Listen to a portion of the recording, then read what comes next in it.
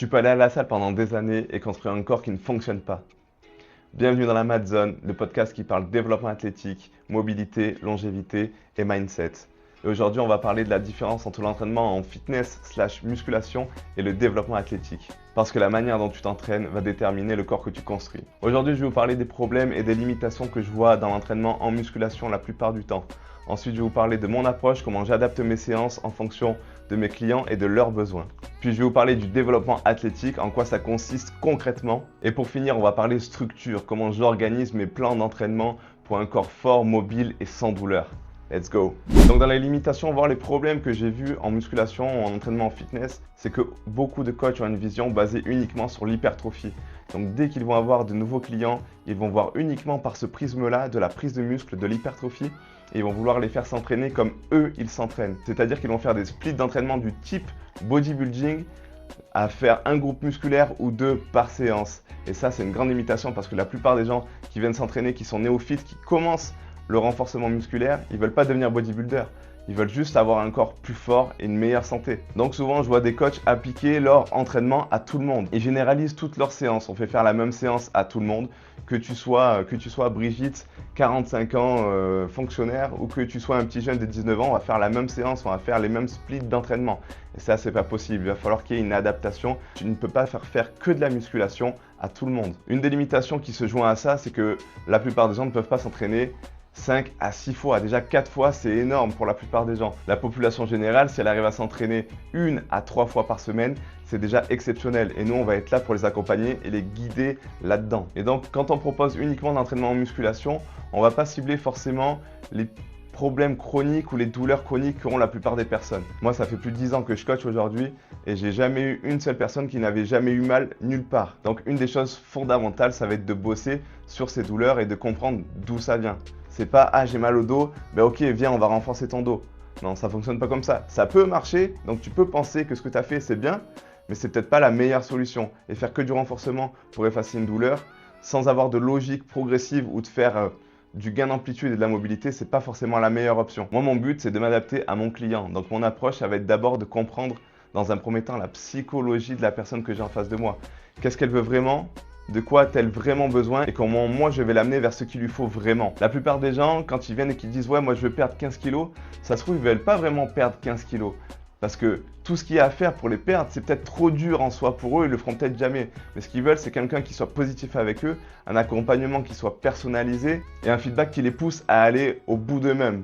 Donc la psychologie dans le monde de l'entraînement est hyper importante et à ne surtout pas négliger. Soyez à l'écoute de vos clients. C'est pas vous qui imposez la séance, vous vous adaptez et vous faites en fonction de ce que vous pouvez faire avec telle ou telle personne. Ce qu'on cherche à comprendre en premier, c'est comprendre la personne et pas juste lui donner un programme déjà tout fait que tu donnes à tout le monde. Donc on va voir en fonction de ses besoins, de son objectif et de ce qu'on peut réellement faire parce qu'il faut qu'on reste toujours lucide sur ce qu'on va pouvoir vraiment apporter. On va mettre en place des séances qui vont progressivement la faire progresser. C'est là que l'approche du développement athlétique, celle que j'utilise, est hyper intéressante parce qu'on vise le développement de plusieurs qualités en synergie. Et c'est ça qui va vous donner un corps mobile, fort et sans douleur sur le long terme. J'utilise une vision à 360 degrés. Donc on veut dans un premier temps être plus fort, plus mobile. S'il y a des douleurs chroniques ou des pathologies, aller travailler spécifiquement ces endroits. Et bien sûr, faire du travail cardiovasculaire. Donc dans un premier temps, on va vouloir travailler la force. Ça veut dire quoi? Ça veut dire qu'on va devoir soulever des charges lourdes. Lourdes dans le contexte de la personne. Il faut qu'on soulève de la charge externe pour renforcer nos tissus. Donc on va utiliser des mouvements qui travaillent en chaîne musculaire. Des mouvements de base. Le squat, les fentes, les tractions ou les tirages TRX pour adapter, etc. Mais on veut qu'il y ait un travail en synergie, qu'on arrive à connecter plusieurs groupes musculaires en même temps pour développer de la force globale. Ensuite, la mobilité. On va obligatoirement aller voir les limitations dans les amplitudes articulaires de la personne et on va absolument vouloir bosser dedans. Gagner de l'amplitude, essayer d'aller plus loin. Et une fois qu'on arrive à aller plus loin, être plus fort dans l'amplitude qu'on a gagnée. Ça, c'est vraiment la base pour que derrière, on puisse ensuite progresser de manière durable et sur le long terme. Il faut parler des points douloureux. Il y a forcément quelque chose qui fait mal à la personne. Une pathologie qui est chronique, une douleur au bas du dos, une douleur dans le genou depuis des années, où on s'est dit que cette douleur, elle était là et puis elle restera là. Et bien justement, nous, on va aller essayer de la chercher et de la bosser pour qu'elle n'y soit plus et que ça aille en tout cas vachement mieux. J'ai l'exemple d'une cliente que je suis maintenant depuis des années. Elle avait des années mal au dos. Elle avait eu hernie discale, pincement discal et elle avait associé son dos à la douleur. Donc selon elle, ce qu'il fallait faire, c'était garder le dos droit sur absolument tous les exercices. Et ça a été hyper dur de lui désapprendre ce qu'elle avait fait depuis des années. J'ai dû lui apprendre à enrouler sa colonne vers l'avant, à faire de l'extension, à s'incliner, à faire des torsions. En fait, la colonne, elle va dans tous les sens.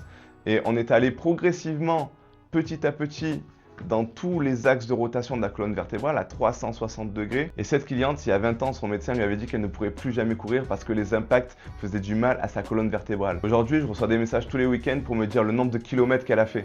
Moi, je trouve ça énorme. Je suis hyper fier quand j'entends ça. Donc la douleur n'est jamais une fin en soi. Il y a quelque chose que j'aime bien faire également avec mes clients, ça va être des jumps, des mouvements explosifs. J'ai pas un client que je ne fais pas jumper. Ma doyenne qui a plus de 70 ans, elle fait des jumps. Elle réussit et elle se porte hyper bien. Elle a des genoux en béton, des abdos et un dos en béton.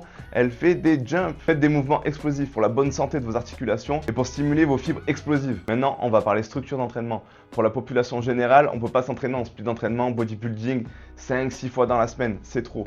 Donc, on va travailler entre 2 à 3 fois par semaine en renforcement. Ce que je propose, ça va être des entraînements en full body. On travaille tout le corps. 3 entraînements type full body avec un focus bas du corps, un focus haut du corps et un full body basique. Ajoute à ça un entraînement cardiovasculaire en zone de petit footing ou alors si tu ne peux pas ou si tu ne veux pas faire du footing, tu rajoutes de la marche hebdomadaire. Il faut que tu cumules beaucoup de pas tout au long de ta semaine. Pourquoi le full body? Parce que sur le full body, on va pouvoir bosser plusieurs groupes musculaires sans cramer ton système nerveux et on peut le répéter sur 3 fois dans la semaine. Donc on va réussir à avoir tout le nombre de séries qu'on veut pour avoir de l'adaptation, créer de la force, créer de la puissance, créer de la mobilité. Et ça, sur le long terme, tu peux répéter ces efforts, ton système nerveux n'est pas cramé, tu as le temps de faire toutes tes séances en cumulant ta vie perso et ta vie professionnelle derrière. Donc c'est le meilleur des mondes. Nous, on a une vision long terme, on veut la longévité, on vise pas le avant-après sur 3 mois. Parce que ce qu'on ne vous montre pas sur les grandes pertes de poids ou les grosses transformations en peu de temps, c'est le après du après, où la personne s'est complètement relâchée ou alors elle a complètement abandonné l'entraînement et a repris tous les kilos, voire plus, qu'elle avait perdu à la base. Donc je dis pas qu'il faut absolument pas faire de musculation ou du fitness. Quand la plupart des gens s'entraînent, moi je suis super content et ça leur fait du bien et ça c'est hyper important. Mais en tout cas, c'est pas le plus optimal. Développer des capacités athlétiques est hyper important et c'est vachement plus optimal si on veut viser la longévité. La longévité de ses muscles, la longévité de ses articulations, la longévité de son système cardiovasculaire. Donc faire de la musculation, c'est bien, continuez, c'est pas mauvais. Mais si tu veux durer, il faut une vraie structure. T'es pas bodybuilder et tu n'as pas objectif de devenir bodybuilder. Nous, ce qu'on veut, c'est s'entraîner de manière athlétique. On ne cherche pas à en faire plus, on ne cherche pas à s'entraîner comme un pro. On veut juste être plus fort, avoir un corps fonctionnel, savoir se déplacer dans tous les plans de mouvement, être plus mobile et sans douleur. Comprendre son corps et savoir vraiment ce dont il a besoin, c'est la clé pour durer dans le temps. Si cette vision te parle, bienvenue dans la zone. Peace.